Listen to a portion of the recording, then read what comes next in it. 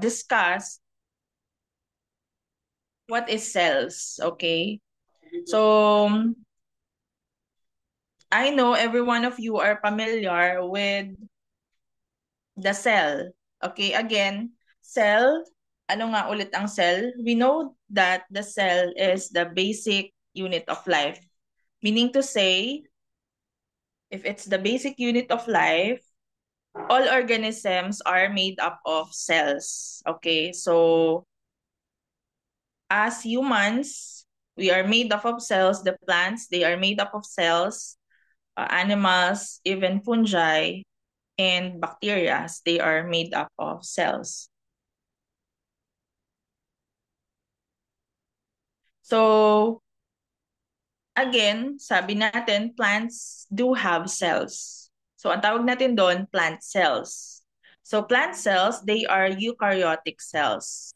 When we say eukaryotic, it means, when we say eukaryotic, it means that the cell has a membrane-bound organelle and has a nucleus. Okay, again, when we say eukaryotic, it has a membrane-bound organelles and has a nucleus. So it has a true nucleus with specialized structure and organelles to carry out certain specific functions. So what is the difference between the eukaryotes and then the prokaryotes? So the eukaryotes, they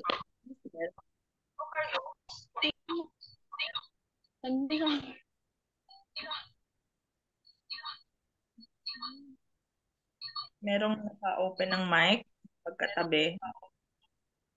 Okay, okay, off.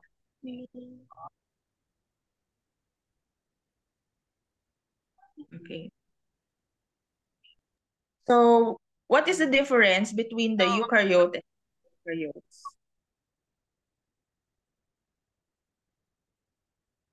So, let me check first the participants. Kung sino ang naka-open mic.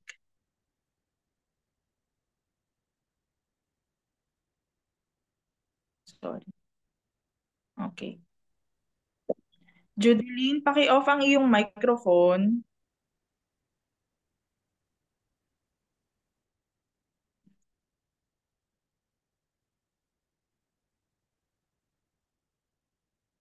Okay. So when we say prokaryotes and then eukaryotes, so eukaryotic cells or the eukaryotes, they are the organism that possesses a clearly defined nucleus. Merong nucleus doon sa cell na yon. Yun yung characteristic ng eukaryote. So the prokaryotic cell naman, they are examples of prokaryotic cells are bacteria and archaea. So their genetic material isn't stored in a membrane-bound nucleus. So wala silang nucleus. Okay, so can you give an example of eukaryotes with okay, eukaryotes again, any organism that possesses a nucleus, yung kanilang cell. Can you give an example? So please use the chat box for an interactive discussion.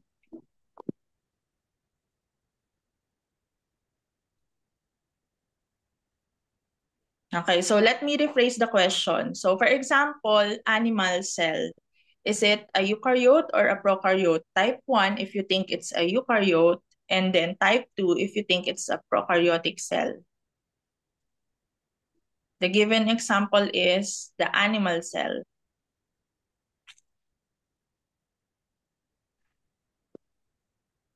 Okay, very good. Zara, Ella, and Christian. So they are eukaryotic cells because it clearly has a defined nucleus. So what is the difference between the animal cell and the plant cell? Okay, so plant cell is comparatively larger than the animal cell and it has a defined shape. So even though plant cell and animal cells are both eukaryotic cells, they share a few cell organelles. So plant cells are quite distinct when compared to animal cells as they perform different functions. So what you can see in here is an animal cell. It's a red blood cell. sorry, it's not a red blood cell, it's a cell. Okay, so as you can see here, meron nagde-divide na cell dito. And on the other side, it's the plant cell. As you can see, yung plant cell, meron siyang distinct shape compared to the animal cell. So what are the differences between the plant cell and the animal cell? So yung plant cell, it has a cell wall that makes it a rigid cell. Kaya ang ating mga halaman, they have a structure because of the presence of the cell. However, on the animal cell, it has no cell wall. Plant cell has a chloroplast. It is the pigment that it's a plastid that contains the green pigment for photosynthesis. However, in the animal cell, it has no chloroplast. So in plant cell, it has a large central vacuole which enables the cell to store nutrients or store starch in the cell. So in animal cell, it has a vacuole. However, these are many and small. They are many and small. Okay, so a plant cell has a definite shape, while animal cell is irregular in shape. So in the plant cell, the nucleus is pushed on one side of the cell, as you can see here in the picture. Usually, yung animal cell, yung kanilang nucleus is on the center, while the nucleus of the plant cell is pushed on the side.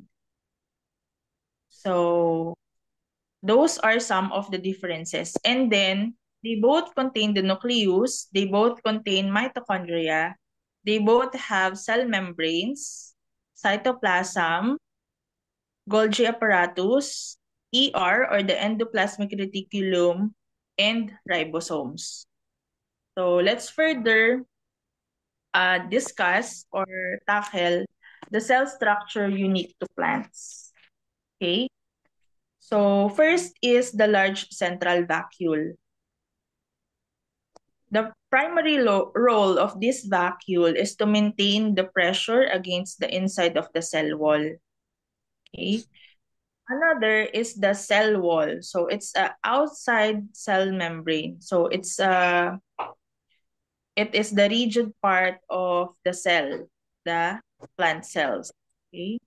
It consists mainly of cellulose and lignin materials. So the cell wall makes the plant cell more rigid. So the word that is attached to the cell wall is the word rigid. Okay, the rigid cell wall. And then we have the plastids. So these plastids, specifically the chloroplasts, okay, it contains the green pigment for photosynthesis, are found in the plant cell. Okay, so itong tatlo na to, wala siya sa animal cell, hindi siya makikita sa animal cell. Again, ano yung tatlo na yon? We have the large central vacuole. Ang animal cell, meron siyang vacuole. However, maliliit siya at hindi siya madami. So, sa plant cell, meron tayong isa na main vacuole and it is large.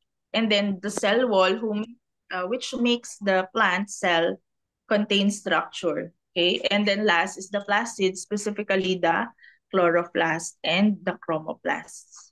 Okay? So, ano nga ulit yung tatlo? The large central vacuole, cell wall, and then the plastids. So let's look into the structure of the cell. So plant cell structure includes various components known as cell organelles. So inside the cell, we can see cell organelles. So these cell organelles perform different functions. So as you can see here, lagi na nating na-encounter dito, this is the structure of our plant cell. So as you can see, yung pinakamalaking part is yung nasa kulay blue is the large central vacuole. Okay, first, pag-usapan natin ang cell wall.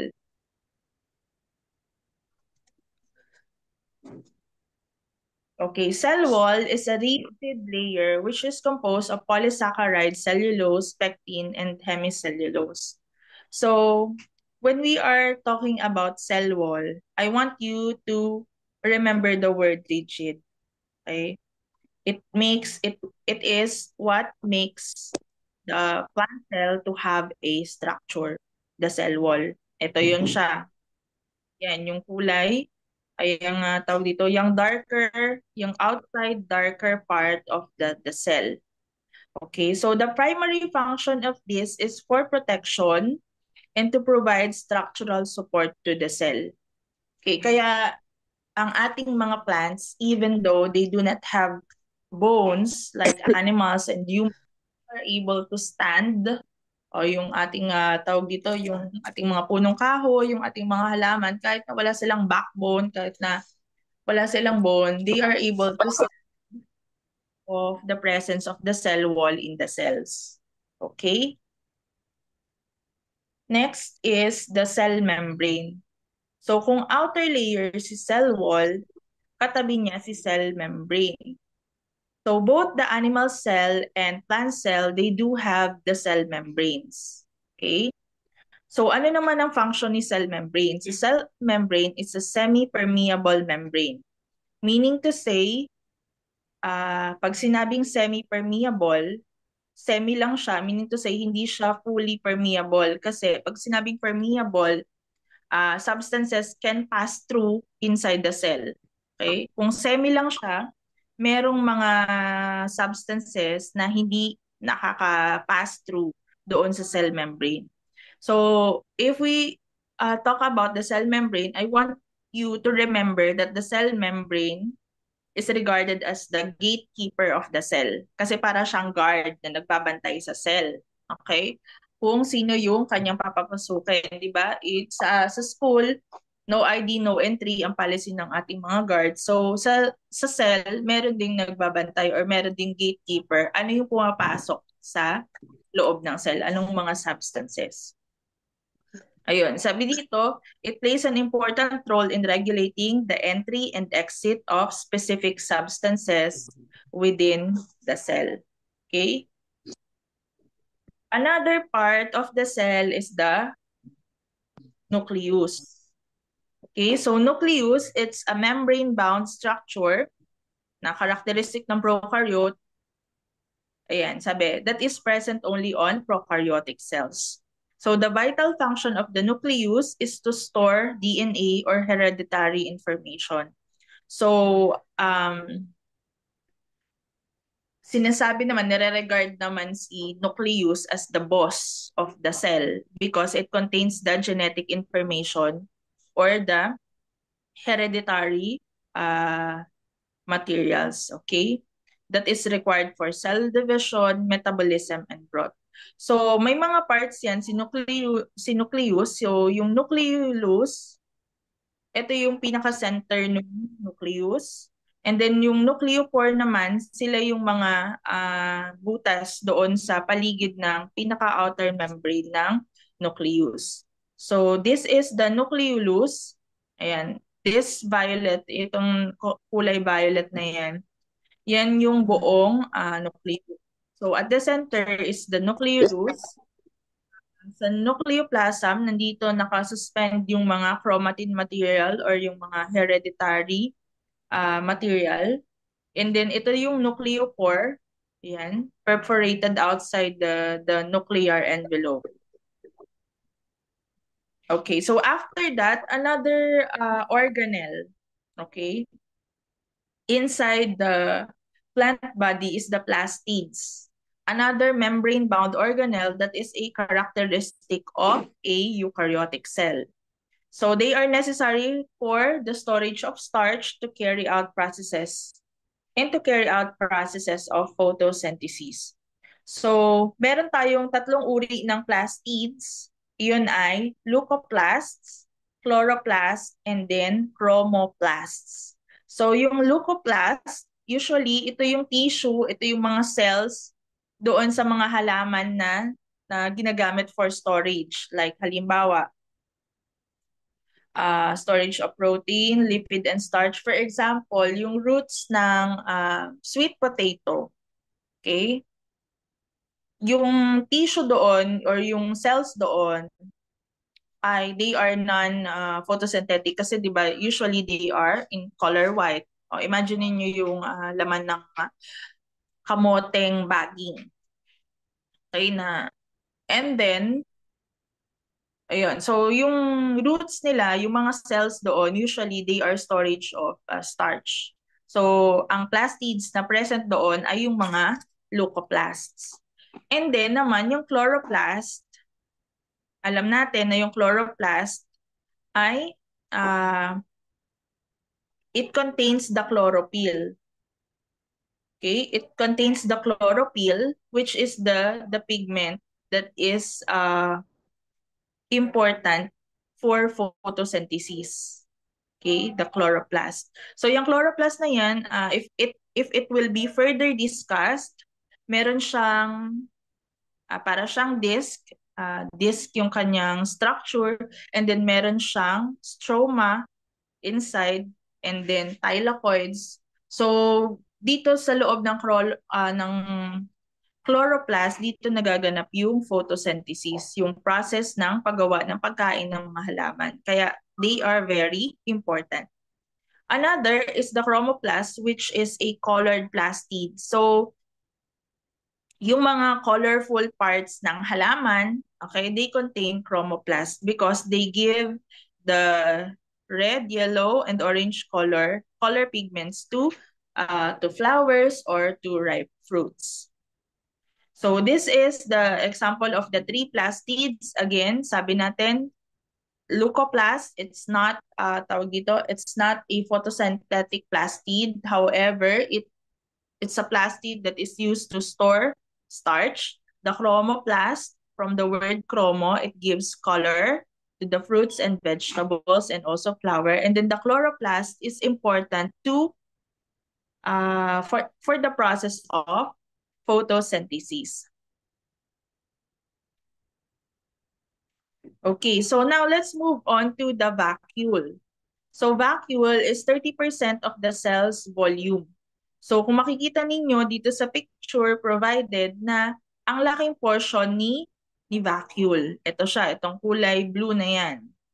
So kung ito yung cell, yung vacuole ay 30% of its volume. So yung nagko-cover sa vacuole is the tonoplast. Ayan siya, yung darker blue line outside the vacuole. So ano ang function ni vacuole? So the function is first is to store, okay? Ano yung ino-store? Yung mga photosynthates from the process of photosynthesis, and also to sustain turgor pressure against cell wall. Okay, kaya yung ating mga cells, of course, if there is a moisture, kapag may moisture tong vacuole, mataas ang moisture ng cell, then the cell would have a turgor pressure. So this central vacuole, it contains a sap, cell sap. Usually, yung mga sap na yan ay liquids. They are a mixture of salt, enzymes, and other substances. So again, the large central vacuole is unique in plant cell.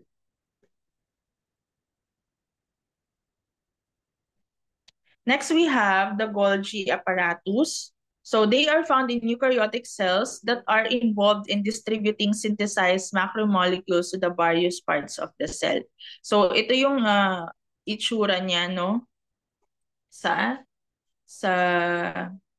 Ito yung representation ng Golgi apparatus. Next, we have the ribosome. So ribosome are the smallest membrane-bound organelles inside the cell. So the smallest membrane-bound organelles. So ang isa sa mga importante na matandaan ninyo with ribosome is that the ribosome is the site for protein synthesis inside the cell. Okay, so some of the ribosomes, ayan, the site for protein synthesis is the ribosome. So Ang ribosome, it can be freely suspended in the cytoplasm of the cell, or it can be attached in the rough endoplasmic reticulum. Kasi dalawa yung endoplasmic reticulum, it's the smooth endoplasmic reticulum and then the rough endoplasmic reticulum. Pag sinabing rough, meaning to say may mga ribosomes na associated doon sa endoplasmic reticulum. Next is the mitochondria. Okay, so the mitochondria is the regarded as the powerhouse of the cell. Bakit powerhouse of the cell? Kasi dito nagaganap yung cellular, may portion ng cellular respiration na nagaganap dito wherein binibreak down yung glucose molecules and it was converted into energy currency, ATP, or the adenosine triphosphate. So again, it's a double membrane organelle. Bakit double? Kasi meron siyang, ito yung kanyang outer membrane, yung kulay brown, and then yung lighter color is the inner membrane. Okay, so they provide energy through breaking down the carbohydrates or glucose or sugar molecules into, yung sabi natin kanina, energy currency na ginagamit ng cells for energy, yung tinatawag natin na ATP. Ano nga yung ATP? Sinong familiar sa salitang ATP or sa word na ATP type 1? Meron bang familiar sa word na ATP? Please type 1. May nakikinig pa ba?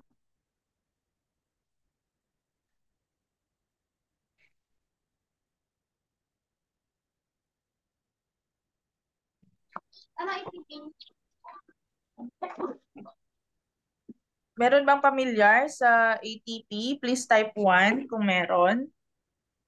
ATP. Ayan, okay. Meron si... Hindi ko nga familiar yan. Okay, so yung ATP for the benefit of everyone is what we call the adenosine triphosphate. Ito yung kumbaga energy ng ating cells. Okay? Energy ng ating cells, si adenosine triphosphate. So para yung mga functions nila sa cell, para magawa nila yon, yung energy na ginagamit nila is the ATP. Okay? Okay, so please type an emoji if gising pa kayo at nakikinig ng maigi. Tingnan nga natin, check tayo kung ano, nakikinig ang ating mga listeners.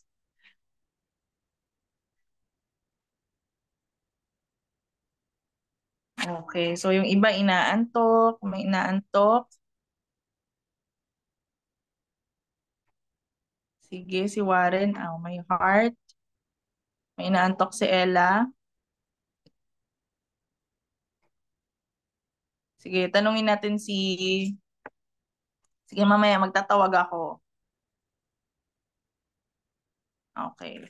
Sige, thank you for your active participation. Kapag talaga emoji lang yung pinapachat, kadami nag-chat. Pag sagot sa tanong, wala nag-chat. Sige.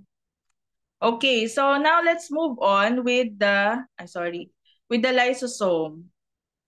Okay, lysosome. So lysosome, they are called suicidal bags. Bakit kaya suicidal bags? Because they hold digestive enzymes that are enclosed in a membrane and they perform cellular waste disposal. So yung inside the cell, sa loob ng isang cell, di ba maliit lang ang cell, hindi natin siya makikita ng well-defined and over a naked eye. So inside the cell, um, merong mga presence ng lysosomes. So ang trabaho nila, yung mga wastes from the different functions of these cells, siya yung nag-digest. Okay, kaya siya tinawag na suicidal bag kasi kumbaga yung mga waste, yung mga enzymes na other mga organelles na na-worn out, meaning to say nag-tear apart doon sa inside the cell, siya yung tawag dito, nag-a-absorb. Okay. So now let's move on with the type of the plant cells. So plant cells of a matured and higher plant become specialized to perform certain vital functions that are essential for their survival. Few plant cells are involved in transportation of nutrients and water while others are for storing. So yung dalawa, yung mga special types ng plant cells na meron tayo is the parenchyma cells, the sclerenchyma cells, and the collenchyma cells. Okay? And then meron din tayong xylem and then meron din tayong phloem. So yung mga cells kasi, okay, yung mga cells doon sa tip ng halaman at doon sa tip ng ugat ng halaman, they are not differentiated. Meaning to say, ang function lang nila ay mag-divide.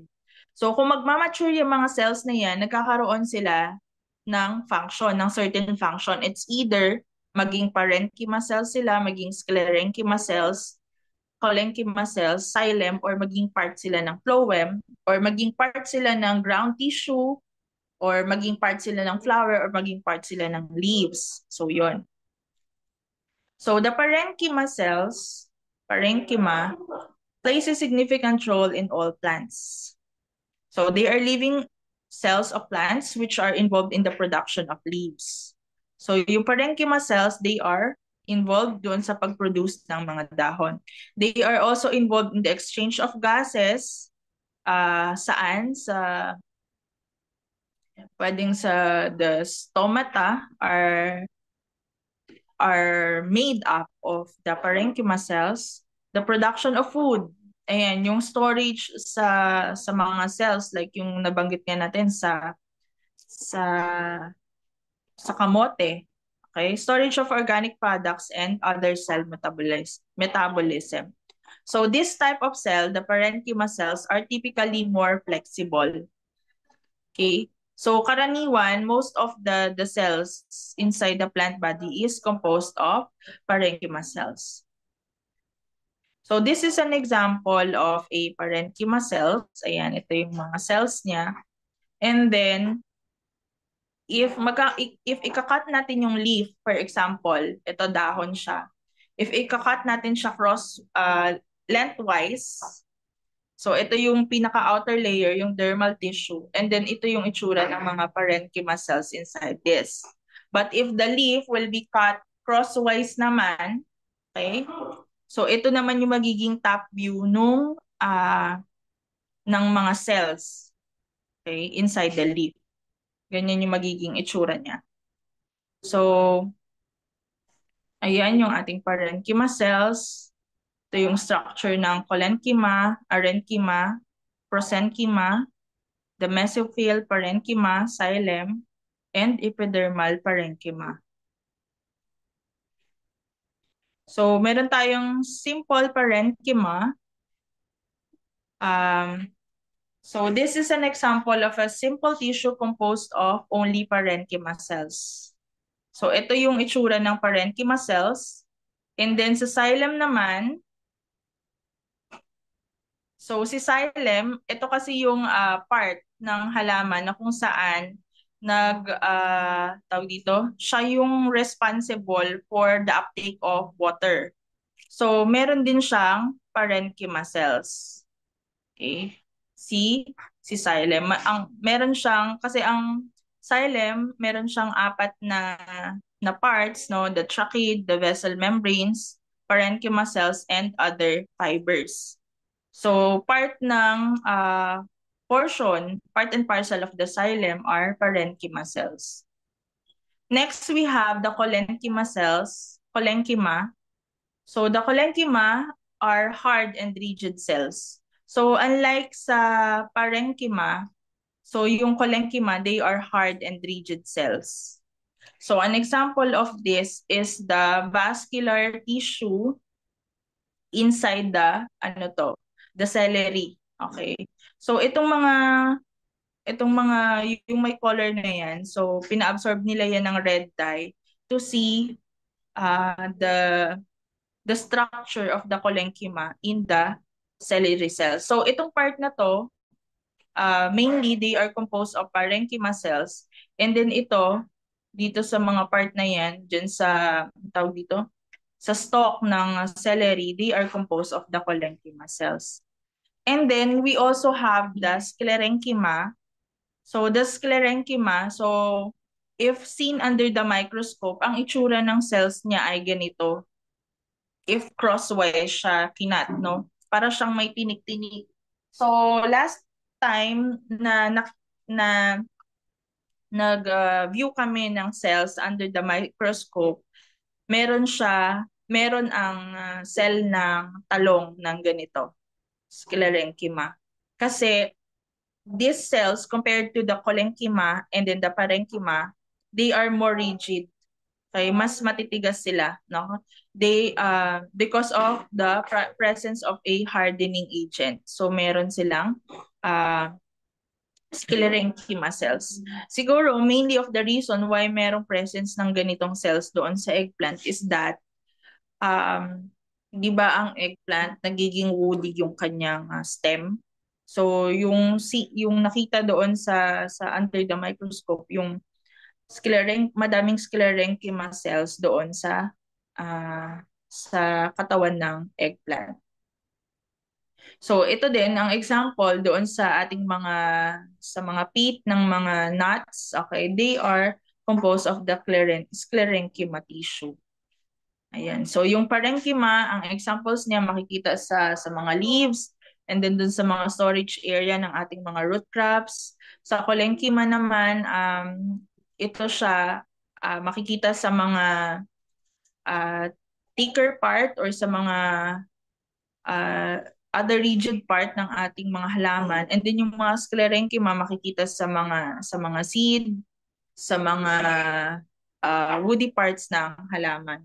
And also sa pear, example yung pear, kasi di ba pag kinain natin yung pear, meron siyang parang magaris na texture. So yung part na yun ay composed ng mga sclerenchyma cells. And then we have the xylem. Ang tatandaan nyo sa xylem is that it involves the transport of water. Okay, water. So sa katawan ng halaman, kaya nakaka-absorb yan ng water is because of the presence of the xylem. And then the phloem naman, so sabi nga natin, nakaka-produce ng pagkain ang mga halaman through the process of photosynthesis. So, ang responsible doon sa pagta-transport ng photosynthates mula sa dahon papunta sa different parts ng halaman like ugat, sa bunga, or sa bulaklak is the phloem. So, they transport food prepared by the leaves to different parts of the plant. Okay? So, ano ba mga functions ng cell? Of course, we know that the photosynthesis is the unique to plant cells because they are able to produce their own food. So, that ends our uh, first discussion this morning about plant cells. So, after 8 minutes, let's meet. I will be sending again another link to discuss naman the plant classifications. Okay, so before we end,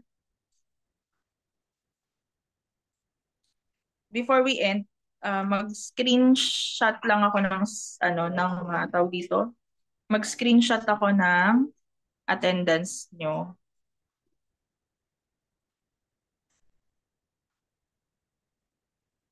Or pwede bang sige.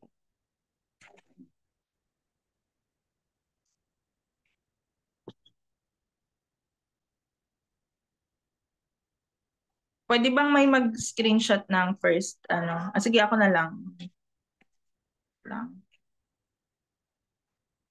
Oh my God, mamamatay na siya.